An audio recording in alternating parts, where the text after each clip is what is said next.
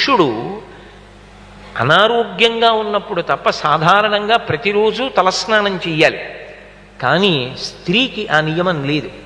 3 మాటలు నీళ్లు చల్లుకుంటే ఆమె తలస్నానం చేసినట్టే. అన్ని వేళలా తలస్నానం చెయ్యాలని నియమం ఏం లేదు. ఎందుచేత అంటే దీర్ఘమైన కేశభారం ఉంటుంది కనుక రోజూ తలస్నానం చేయడం అనారోగ్యకారకం అవుతుంది కాబట్టి శాస్త్రం విధించలేదు.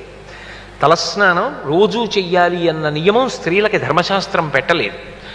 కానీ ఆమె పూజ చెయ్యాలని కూడా పెట్టలేదు. ధర్మపత్ని సమేతస్య, అవతల వంట చేసి పూజ చేస్తే నువ్వు పేపర్ చదువుకుంటావా?